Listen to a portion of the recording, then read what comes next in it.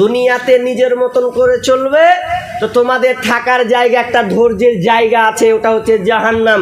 যা ওটা তোরা বাঁচবি তো, যা ওটা তোরা ওখানে থেকে যাবি। একজন উর্দু দার্শনিক কি বলছেন, दुनिया में अगर रब चाही चलोगे आखिरत में मन चाही चल पाओगे। दुनिया में अगर रब चाही चलोगे तो आखिरत में मन चाही चल पाओगे। তুমি যদি দুনিয়াতে রবের মন মতন করে চলো রে, তাহলে আখেরাতে তুমি পরের জীবন পরকালটা তুমি নিজের মতন করে তুমি চালাবে। তোমার মন যা চায় সেটা তুমি করবে, যেটা তুমি পাবে, যেটা তোমার ইচ্ছা সেটাই তুমি পাবে। কারণ তুমি দুনিয়াতে রবের অধীনে তুমি থেকেছ, রবের আইনকে নিয়ে মেনে তুমি জীবন যাপন করেছো, অনেক কষ্ট সহ্য তুমি করেছো, নামাজ পড়তে গিয়ে কষ্ট করেছো, দান করতে গিয়ে কষ্ট ত্যাগ স্বীকার করেছো, হজ করতে গিয়ে বাড়ি ছেড়েছো, এক কথায় দিনের কাজ করতে গিয়ে তোমাকে মানুষ অনেকে ছি করেছে, তোমাকে গঞ্জনা দিয়েছে, কিন্তু আমি আল্লাহ তোমাকে জান্নাতে আমি ছেড়ে দিলাম। তোমার যেটা মন চাইবে আমি আল্লাহ বাধা দেব না, তোমার যেটা ইচ্ছা চাইবে সেটা তুমি করবে। আর একটা দার্শনিক বলছেন, দুনিয়া মে আগার मन चाही चलोगे, दुनिया में अगर मन चाही चलोगे तो आखिरत में रब चाही चलना पड़ेगा। তুমি যদি দুনিয়াতে নিজের মন মতন করে চলো রে, তাহলে আখেরাতে তোমাকে রবের মন মতন করে চলতে হবে। অর্থাৎ তোমাকে আল্লাহ যেটা তোমাকে বলবে, হুকুম করবেন, ওটা তখন তোমাকে মানতে বাধ্য হবে। তখন তুমি বলবে না আল্লাহ আমি এটা পারবো না, না না আল্লাহ আমি এটা আমার দ্বারা সম্ভব নয়। সেদিন আল্লাহ আপনার কোনো কথা শুনবে না, কারণ তুমি দুনিয়াতে নিজের মন মতন করে চলেছ। আল্লাহ তোমাকে ছাড়া দিয়েছে, এটা আল্লাহর কোনো ব্যথা নাই, কিন্তু আজ তুমি এসেছো, পাকড়াও হয়েছো, আল্লাহর কাছে ধরা খেয়েছ। আল্লাহ এখন তোমাকে যেভাবে চলতে বলবেন সেভাবে তোমাকে চলতে হবে। এবার আপনারা বিবেচনা করেন, রাত 12টা 1টার সময় জালসা শুনছেন, আজ থেকে প্রতিজ্ঞাবদ্ধ হন কোনটা আপনার মন চাইছে। নিজের মন মতন চলবেন, যদি বলেন যে নিজের মন মতন নিয়ে ধৈর্য ধারণ করব হারামে, তাহলে আপনার জায়গা হচ্ছে জাহান্নাম।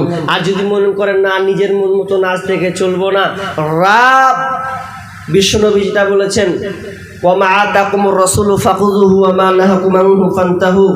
বিশ্বনবী যেটা বলেছেন, আদেশ করেছেন ওটাকে মেনে নিব, যেটা নিষেধ করেছে ওটাকে বর্জন করে দিব, ওটাকে ছেড়ে দেব, এই নিয়ে যদি আপনি করেন তাহলে আপনি বাঁচার রাস্তা পাবেন।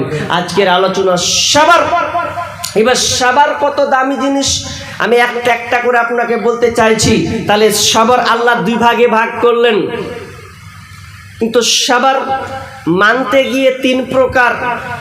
একটা হচ্ছে আল্লাহর আদেশ পালন, আল্লাহ যেটা হুকুম ওটা মানতে গিয়ে আপনাকে সবর করতে হবে। নাম্বার 2 আল্লাহর নিষেধে আপনাকে সবর করতে হবে। নাম্বার 3 আল্লাহর ভাগ্যে তাকদিরে যেটা রেখেছেন ওর উপরে আপনাকে সবর অটল অবিচল থাকা লাগবে। তাহলে এখানে 3 ভাগে পেলাম, আপনাকে সবর করতে হবে। এবার পরে আমি আরেকটা ধরেছি, আমি একটা একটা বলতেই থাকবো, শেষে হাদিস দুটো আমি আপনাদেরকে বলার চেষ্টা করব।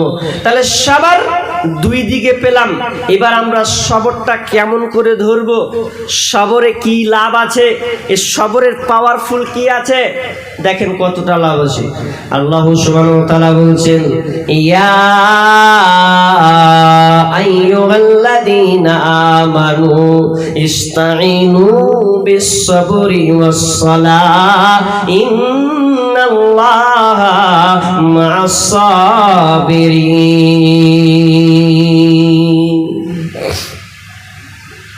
সবর আপনি আল্লাহর কাছে চাইবেন, কেমন করে চাইবেন? যখন আল্লাহর কাছে আপনি কিছু সাহায্য চাইবেন তো আপনাকে 2টা জিনিস নিয়ে রেডি হতে হবে, 2টা জিনিস।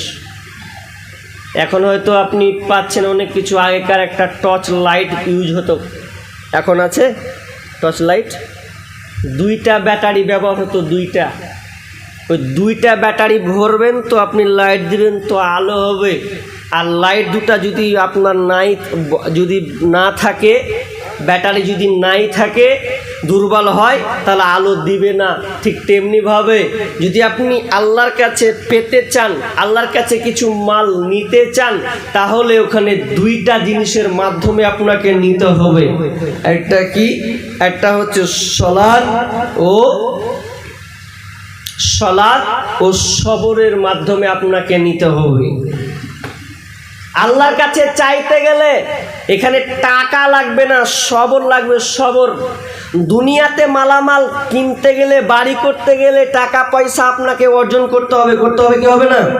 আপনি যদি বাড়ি করেন টাকা লাগবে, চাষ করবেন টাকা লাগবে, আপনি ডাক্তার দেখাবেন টাকা লাগবে, মায়ের কাছে ভালো হবেন তো টাকা লাগবে, স্ত্রীর কাছে ভালো হতে গেলে টাকা লাগবে। টাকা ছাড়া কোনো রাস্তা নাই। তাহলে দুনিয়া চলতে গেলে আপনাকে আগে টাকা উপার্জন করা লাগবে। আচ্ছা, পানির ব্যবস্থা এখানে নাই?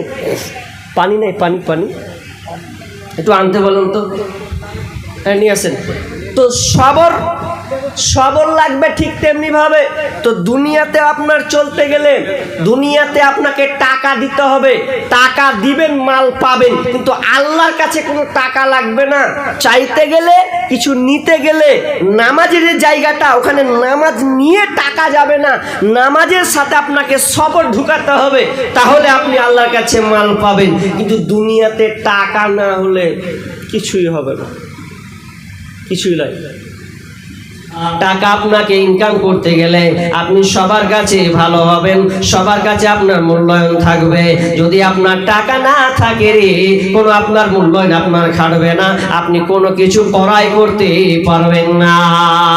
ঠিক তেমনি ভাবেন আল্লাহ সুবহানাহু ওয়া তাআলার কাছে যখন আপনি নামাজে ডাকবেন, যখন আপনি নামাজে চলে যাবেন, আল্লাহ সুবহানাহু ওয়া তাআলা বলছেন ইস্তাইনু, আমার কাছে চাও, ইস্তাইনু বিস-সাবরি ওয়াস-সালাহ ইন্নাল্লাহা মা'আস-সাবিরিন।